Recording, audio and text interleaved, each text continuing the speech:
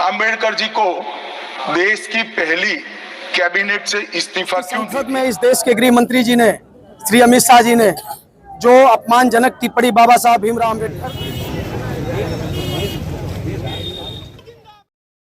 बुधवार को संसद में गृह मंत्री अमित शाह के बाबा साहेब अम्बेडकर के बयान पर घमासान मचा हुआ है। गाजीपुर में सपा के कार्यकर्ताओं ने जिला अध्यक्ष गोपाल यादव की अगुवाई में राष्ट्रपति के नाम जिला अधिकारी को ज्ञापन सौंपा और गृह मंत्री अमित शाह की इस्तीफे की मांग के साथ देश से माफी मांगने की मांग की। साथ ही गाजीपुर के सपा के जिला अध्यक्ष गोपाल यादव व गाजीपुर सपा विधायक जयकिशन साहू ने भी अपने विचार की प्रकट किए। पहले हम इनके बयान सुनाते हैं, इसके बाद संसद में दिए गए गृह मंत्री अमित शाह के बयान का क्लिप हम आपको सुनाते हैं।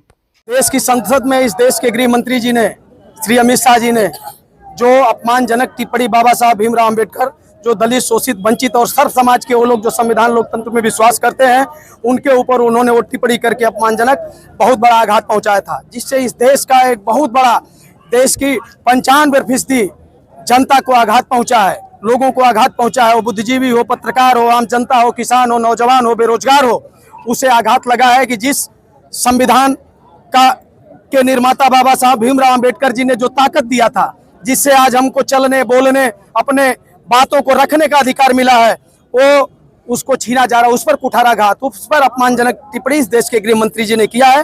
महामहिम राष्ट्रपति महोदय भारत को हम लोगों ने ज्ञापन सौंपा है जिलाधिकारी गाजीपुर के माध्यम से कि तत्काल पूरे देश के लोगों से वो माफी मांगे और इनको तत्काल मंत्रिमंडल से बर्खास्त किया जाए। नहीं तो हम समाजवादी पार्टी के लोग माननीय अखिलेश यादव जी के नेतृत्व में जो विश्वास रखने का काम करते हैं, ये बाबा साहब भीमराव अम्बेडकर जी के अपमान को हम बर्दाश्त नहीं करेंगे। इस लड़ाई को हम लोकतांत्रिक ढंग से, हम जो है कि न मारेंगे न मानेंगे, हम अपनी आवाज को बुलंद करते रहेंगे, अपनी बातों को रखने का काम करेंगे जब तक ये माफी नहीं मांगते हैं, इनका इस्तीफा नहीं लिया जाता है।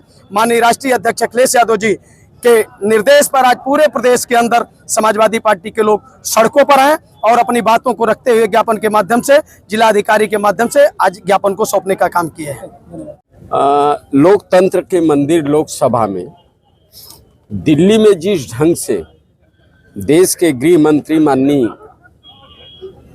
जी ने कहा है, वो बड़ा गलत शब्द है, बिल्कुल गलत शब्द है। समाजवादी पार्टी ही नहीं, सारे भारतीय जनता पार्टी को छोड़ करके जो जिनके बदौलत वो सरकार चल रही, वो लोग भी डॉक्टर भीमराव अंबेडकर के सम्मान में आज मैदान में हैं। हो सकता है कि हम लोग बर्खास्त करने की मांग कर रहे हैं, इसी तरह मामला गर्म रहा तो 2-4 दिन में आप लोग रिजल्ट देख लीजिएगा, सब लोग समझ रहे हैं। ये बात कहकर बाबा साहब का अपमान किया।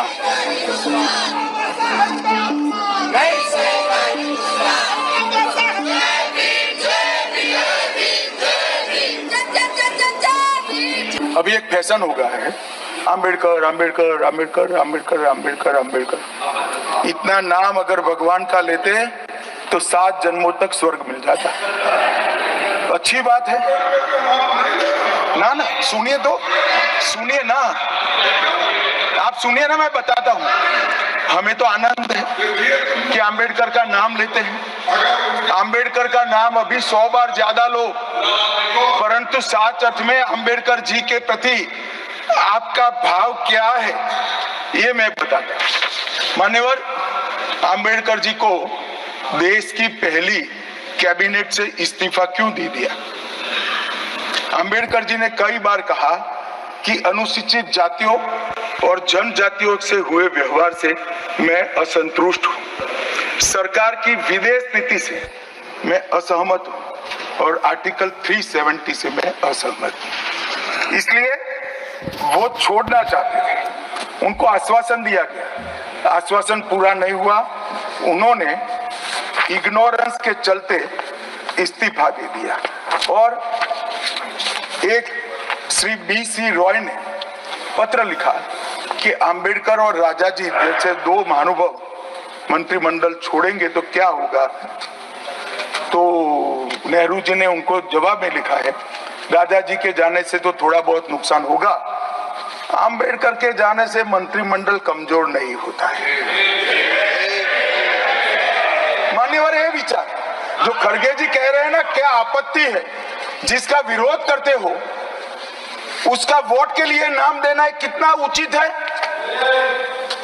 क्योंकि अब अंबेडकर जी को मानने वाले पर्याप्त संख्या में आ गए हैं, इसलिए आप अंबेडकर अंबेडकर कर रहे हो। मान्यवर, मुंबई के मेयर ने एक पत्र लिखा था कि मऊ में अंबेडकर जी का स्मारक बनाना चाहिए।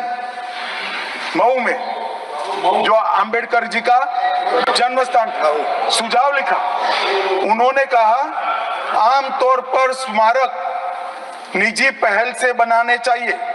यदि सरकार किसी प्रकार की सहायता करती है तो वो उचित नहीं होगा।